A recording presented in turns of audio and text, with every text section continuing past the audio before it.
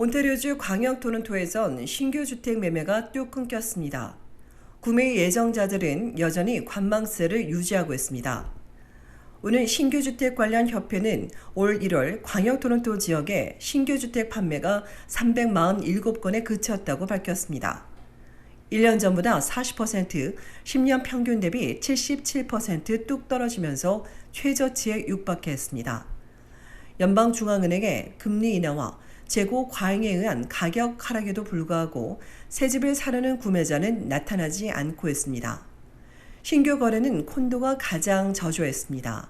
지난달 콘도 거래 건수는 2023년 동기간보다 58%, 10년 평균보다 88% 낮은 101채에 그쳤습니다. 단독과 반단독, 타운하우스는 246채로 2023년 1월 대비 27%, 10년 평균보단 63% 낮은 수준입니다. 보통 신규 주택이 시장에서 팔리는 데 걸리는 시간은 9개월에서 12개월이지만 거래가 끊기면서 14개월로 늘었습니다. 1월 신규 주택 재고는 전월과 크게 달라지지 않았습니다.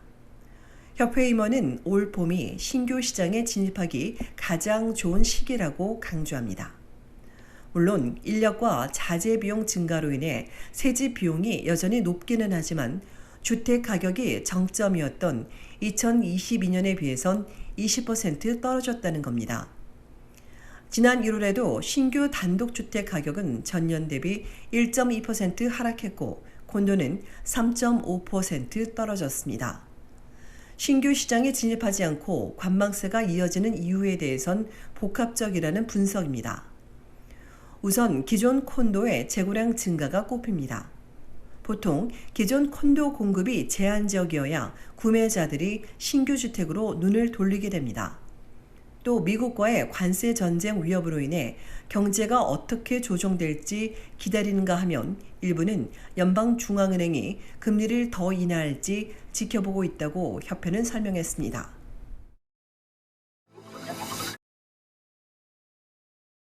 저가 항공사 써닝이 이틀 연속 항공기 40여 편을 취소하면서 수화물을 내놓으라는 항의부터 휴가를 망쳤다는 불만까지 이어졌습니다. 써닝은 기상과 승무원 제야, 델타 항공기 추락 사고 등으로 인해 화요일과 수요일 이틀 연속 휴가지 항공편을 모두 취소했습니다. 수요일 쿠바로 떠나려던 한 커플은 공항에 도착해서야 취소 소식을 들었습니다. 그러나 이유는 듣지 못했다며 현장에 있었던 승객들 모두가 휴가를 망쳤다며 실망했다고 전했습니다. 귀국편 취소도 이어지면서 많은 승객들이 휴가지에 발이 묶였습니다. 예정일보다 늦은 수요일 새벽 1시 토론토에 도착한 써닝 승객들은 장장 5시간 동안이나 수화물을 찾을 수 없었습니다. 뒤늦게 나타난 써닝 담당자가 수화물 하역 인력이 없다며 짐 보낼 양식을 작성해달라고 요구했는데 때마침 다른 써닝 항공편 수화물이 나오기 시작했습니다. 이에 분노한 승객들이 수화물을 내놓으라고 외치며 거세게 항의하기 시작했고 사태가 심상치 않자 한 승객이 필지역 경찰에 신고 경찰이 현장에 출동했습니다. 이후에도 고객 서비스 앞에 모인 승객들이 가방을 가져오라고 소리치자 경찰이 경고하며 긴장이 고조됐습니다. 다행히 이들의 수화물이 기적같이 나타나면서 더 이상의 충돌은 없었습니다. 앞서 폭설로 인해 지난해보다 많은 항공편이 취소됐으나 써닝은 어제가 돼서야 사과 성명을 냈습니다. 사측은 고객의 휴가 계획을 망친 데 대해 사과한다며 취소된 항공기 승객들 모두에게 21일 안에 환불해 줄 것이라고 밝혔습니다. 이어 지연된 항공편에 대해선 변경 일정에 출발하거나 6월 20일 이전 출발하는 편으로 한 차례 변경할 수 있으며 수수료는 면제라고 전했습니다. 변경 패키지 가격이 더 높으면 고객이 차액을 부담하고 가격이 낮으면 여행 바우처가 제공되며 패키지를 취소하면 여행 바우처로 전액 환불받을 수 있습니다. 한편 이번 사태와 관련해 공항은 수요일 이전 써닝 측에 운항 축소를 요청했는데도 지켜지지 않았다고 지적했습니다.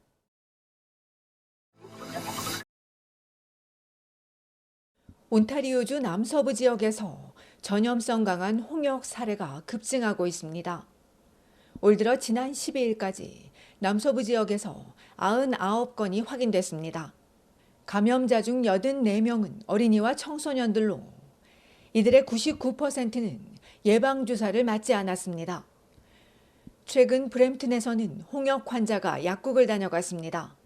필 지역 보건당국은 지난 16일 낮 1시 52분에서 오후 5시 13분 사이 코너스톤 메디컬 워크인 센터 부근 약국을 다녀간 사람들은 이 바이러스에 노출됐을 가능성이 있다고 경고했습니다. 브리티시 컬럼비아주 로어 메일랜드에서도 홍역 사례가 확인됐습니다. 11일 방콕에서 출발 밴쿠버에 도착한 에어 캐나다 66편 탑승객으로 수백여 명이 노출됐을 가능성이 큽니다.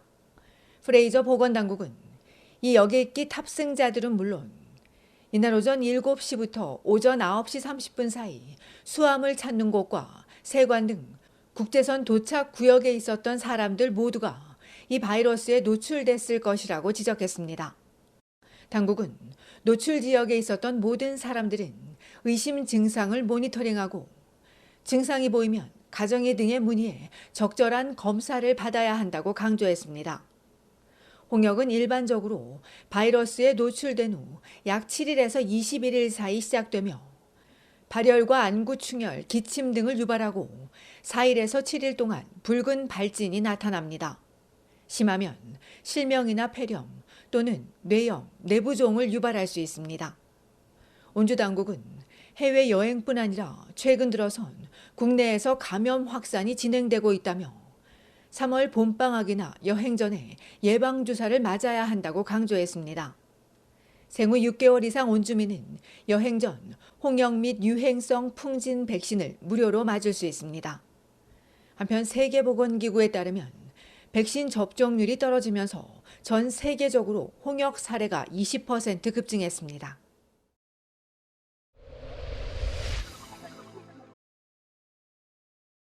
연방식품안전청 CFIA가 뼈조각이 들어있을 가능성이 있는 스위스샬레 냉동치킨 너겟을 리콜했습니다. 해당 제품은 스위스샬레 냉동 닭가슴살 너겟 700g들이로 해당 UPC 코드에 유통기한은 2025년 9월 7일 또는 9월 26일까지입니다. 해당 제품을 섭취하던 소비자가 뼈 조각을 씹으면서 부상을 입었다며 리콜 제품을 구매한 소비자는 버리거나 구매처에 반품할 것을 당부한 당국은 그러나 이번 조치와 관련해 부상자가 몇 명인지 몇 개가 팔렸는지는 공개하지 않았습니다.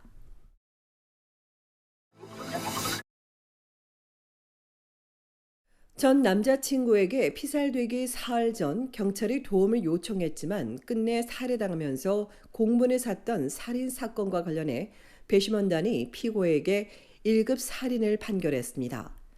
2022년 8월 18일 피해자의 전 남자친구였던 다우먼은 23세인 여자친구 말리아 씨의 목을 부여잡고 지하 주차장으로 끌고 가선 총으로 쏴 숨지게 했습니다.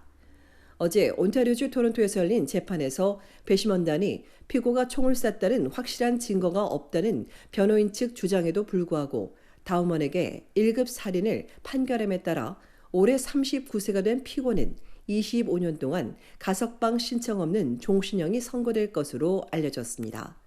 한편 피해 여성이 숨지기 사흘 전인 8월 15일 토론토 경찰에게 피고의 살인 협박 문자를 알리며 도움을 요청했지만 서로 연락하지 말라는 경고에 그치면서 당시 여성과 통한 경찰관 중 한 명은 직무 태만에 대한 유죄를 인정했고 다른 경찰관 한 명은 재판을 기다리고 있는 것으로 전해졌습니다.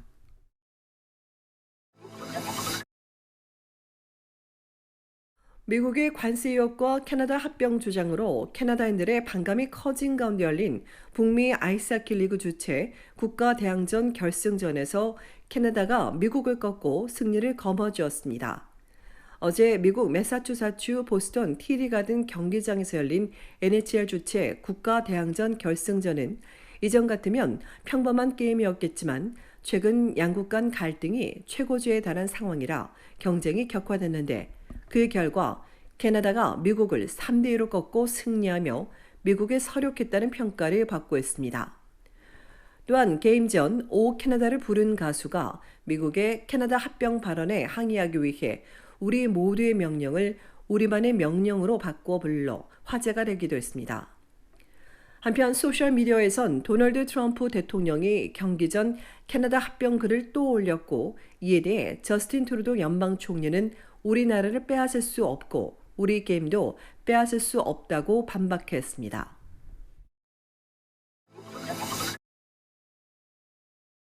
캐나다인 10명 중 7명이 미국의 관세 부과에 캐나다도 보복 관세를 부과해야 한다고 응답했습니다.